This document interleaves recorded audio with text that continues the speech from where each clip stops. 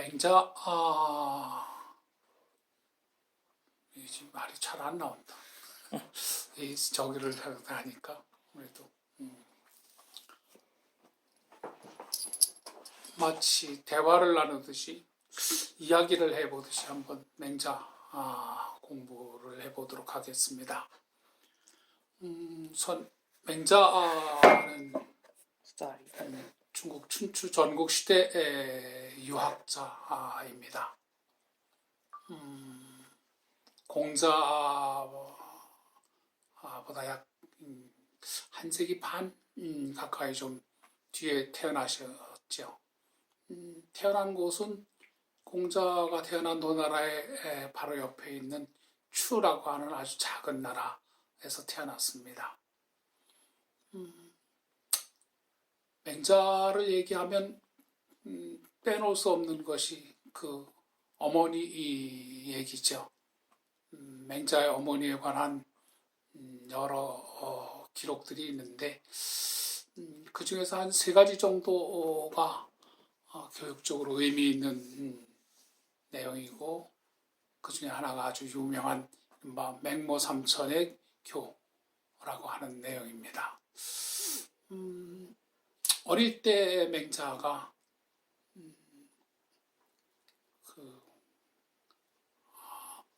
놀이를 하는데 배움과 놀이는 굉장히 관계가 많죠. 역시 놀이가 배움, 배움이 놀이, 상호 관계가 굉장히 깊습니다. 아마 시장 근처에 집이 있었던 것 같아요. 그래서 맹자가 어릴 때 놀이를 하는데 보고 배운 대로 노는 것이라서 시장에서 장사하는 사람들의 모습을 그대로 흉내를 내면서 놀았습니다.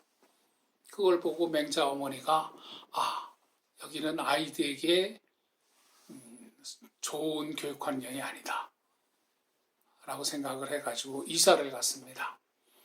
이사를 간 곳은 아마 그 성문 밖에 있는 그 무덤 근처였던 것 같은데 그곳에 이사를 갔더니 거기서는 이제 역시 또 그 매장하는 모습을 많이 보니까 그 매장하는 흉내를 내면서 놀았습니다. 그러니까 역시 또 이것도 아이를 가르칠 만한 좋은 환경이 아니다 생각을 해서 그 다음에 마지막으로 학교 근처로 이사를 했다. 그랬더니 역시 그 학교에서 학생들과 선비들이 서로 겸양을 하고 예의를 차리고 하는 행동 거지를 보고 그대로 본떠서 노니까 여기야말로 참 아이 교육에 좋은 곳이다 라고 생각해서 거기에 정착을 했다 하는 일화가 있습니다. 교육에 대한 환경, 교육에 있어서 환경의 중요성을 말한 대표적인 그 일화고 그 덕에 오늘날 우리 사회에서 이것이 지나칠 정도로 많이 영향을 줘가지고 오히려 이른바 파락군 얘기가 나올 정도로 그렇게 교육 환경이 아이 교육에 중요한 것은 역시 맞는 것 같습니다. 두 번째는 많이 알려지지 않은 고사인데 사실은 아마 그것보다 더 어린 시절에 있었던 일화인 것 같습니다. 맹자가 어느 날 밖에서 돌아오더니 어머니 그 맹자 어머니에게 하는 말이 옆집 동쪽집에서 그 돼지 잡는데 왜 돼지를 잡아요? 이렇게 물어보는 거예요. 그러니까 이제 어머니가 아이 물음에 대한 그 대답에 농담처럼 가볍게 대답을 했습니다. 아마 너를 먹여주려고 잡는 모양이지 이렇게 대답을 했습니다. 당연히 맹자에게 먹여주려고 무슨 돼지를 잡는 건 아니지요. 금방 그 어머니가 후회를 했습니다. 저 아이가 지금 이제 4-5살 돼가지고 막 아르마리가 생길 나이인데 요때 아이에게 거짓을 가르치면 안 된다. 그런 처음부터 바르고 정직한 것, 옳은 것을 배워야지 아이에게 내가 어머니가 돼가지고 거짓을 가르칠 수 없다 해가지고 바로 이웃집에 가서 그 돼지고기를 사다가 아이를 먹였습니다. 진실을 가르친다, 올바른 걸 가르친다 라고 하는 것이 갖고 있는 중요성. 특히 어린 나이에 그것을 배운 힘, 그것이 아마 맹자에게 적지 않은 영향을 미쳤을 거라고 생각합니다. 아니, 맹자에게 영향은 어머니 자체의 훌륭한 인품, 그것이 그 일화들을 통해서 나타나는 것이고, 그건 자연스럽게 맹자에게 영향을 주었으리라고 생각합니다. 세 번째는 조금 이제 나이가 들어서 맹자가 바깥으로 공부를 하게 들어갔는데, 공부를 하다가 시간적인 여유가 있거나 아마 방학이 되거나 그래서 집에 돌아왔던 모양입니다. 집에 돌아오니까 맹자 어머니가 그때 마침 배를 짜고 있었는데 맹자 돌아온 걸 보고서 물었습니다.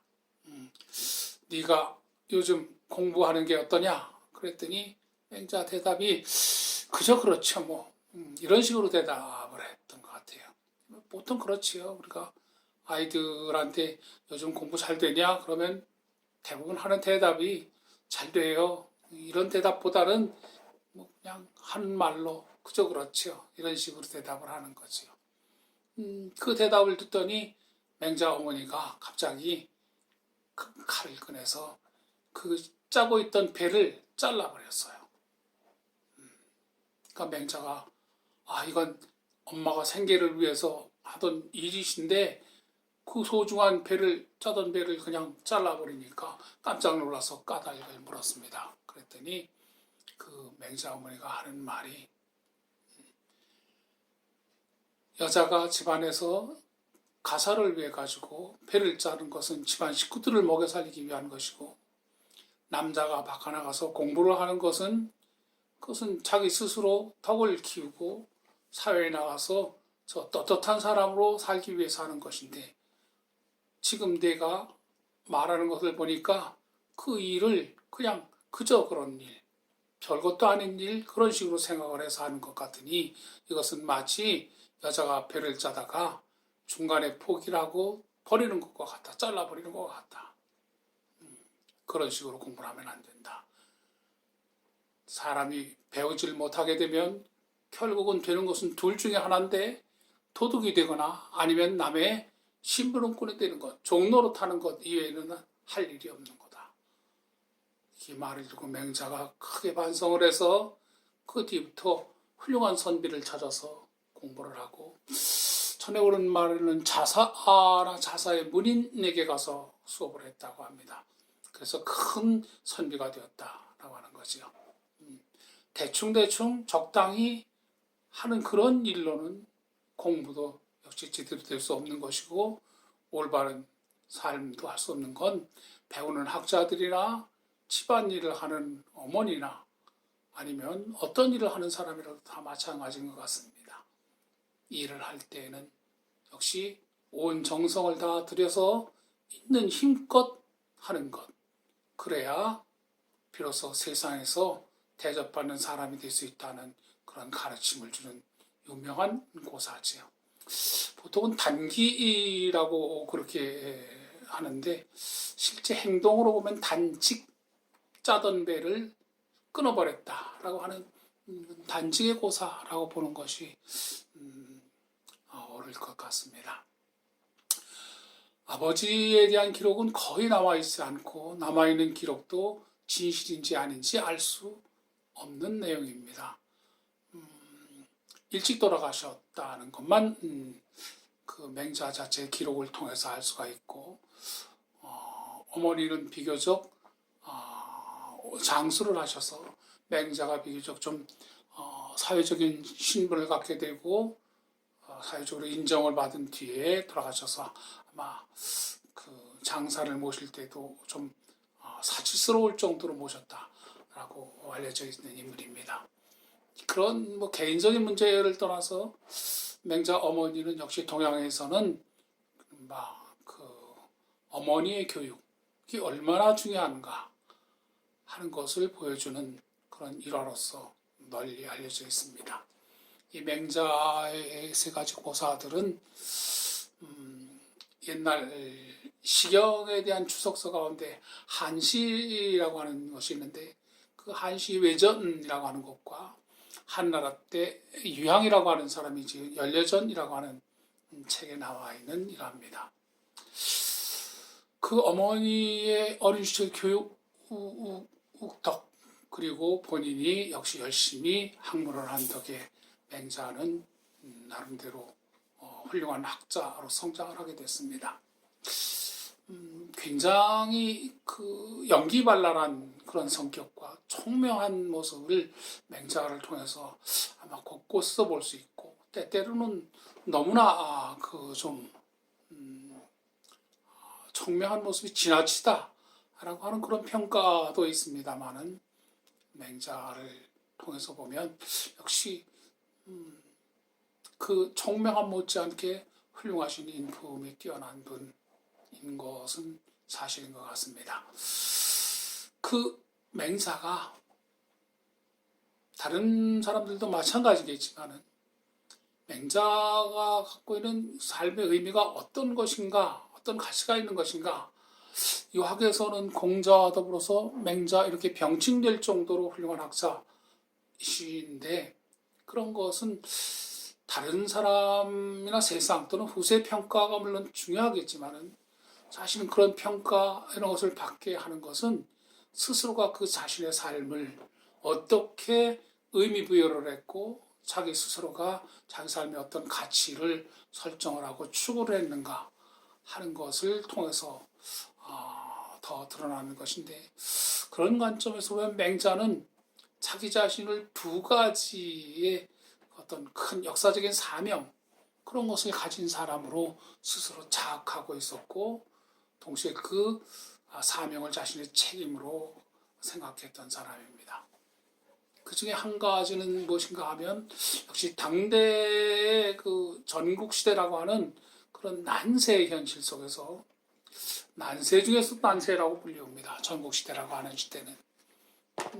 그런 시대 속에서 가장 고통받는 사람들은 평범한 백성들이었습니다.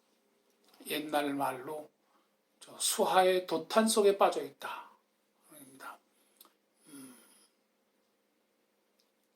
그 도탄 속에 빠져서 그야말로 저 초계처럼 그렇게 그냥 취급을 당하다가 죽임을 당하고 이용을 당하고 그렇게 핍박받고 하던 그 일반 백성들, 이 백성들의 삶을 어떻게 하든지 구해야 되겠다 하는 것이 첫 번째 사명 의식이었던 것 같습니다. 저희 그 은사님들 예전에 말씀하실 때 철어 구민 도탄 속에 빠진 백성들을 구원하는데 아주 간절한 그런 의식, 구해야겠다는 그런 마음, 그것이 맹자가 갖고 있는 기본적인 의식 가운데 하나였습니다.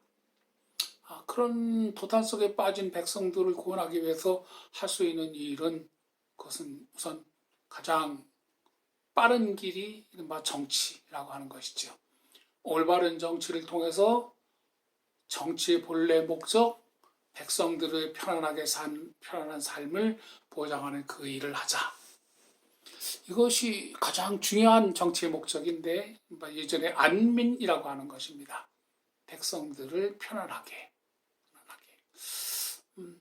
그 불안 속에 있는, 아니 불안 정도가 아니라 사망의 죽음의 위험 속에 노출되어 있는 그런 백성들의 삶을 어떻게 하든지 구해야 되겠다 하는 생각에서 맹자는 정치적인 기회를 얻기 위해서 많이 했었습니다. 사회적인 신분으로서 맹자는 선비였던 사람인데 그런 선비가 전국시대라고 하는 시대에서 정치적인 어떤 기회를 얻기 위해서는 군주를 설득해서 군주를 통해서 자기 정책을 시행하는 것, 이것이 그 가장 일상적인 방법, 이것도 정당한 방법이었다고 할 수 있겠습니다.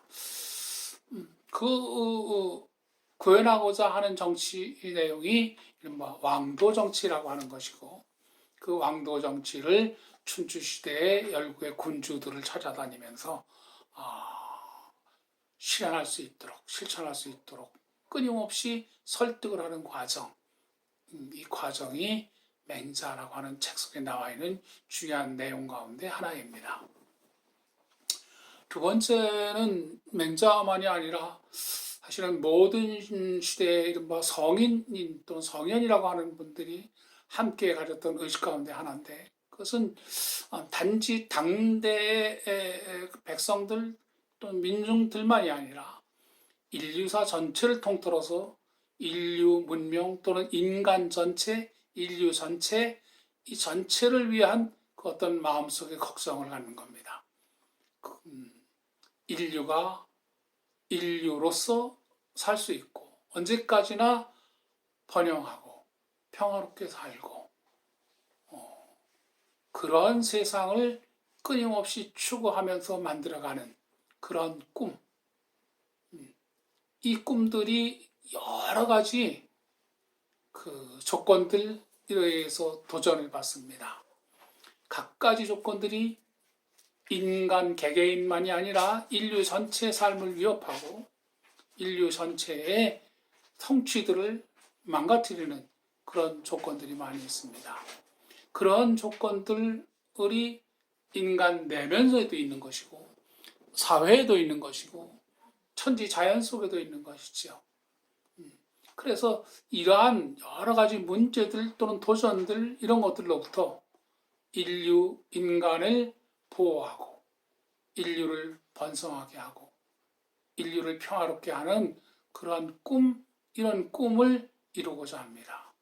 이것이 대체로 우환후세, 우환의식이라고 하는데 인류가 혹시라도 잘못되지 않을까 하는 그러한 걱정, 이 걱정을 전제로 해서 그것에 대한 대비를 하는 그런 일들, 그걸 실천하는 겁니다. 그리고 그러한 대비의 가장 중요한 핵심적인 제언들이 어떤 것인가 하면 이른바 유교적 가르침, 공맹의 가르침이라고 하는 것을 그걸 지켜내고 그것을 이 세상에 펴서 사람들이 인간이 올바른 길로서 살아갈 수 있는 이른바 문명한 인도주의의 비전을 세우고 그것을 실천하는 것. 그것을 공자를 계승해서 맹자가 내가 그 길을 가야 되겠다라고 하는 생각을 하게 됩니다. 이 두 가지 사명의식이 맹자 전체를 관통하는 가장 중요한 정신이죠. 말이 어설프다. 끊어.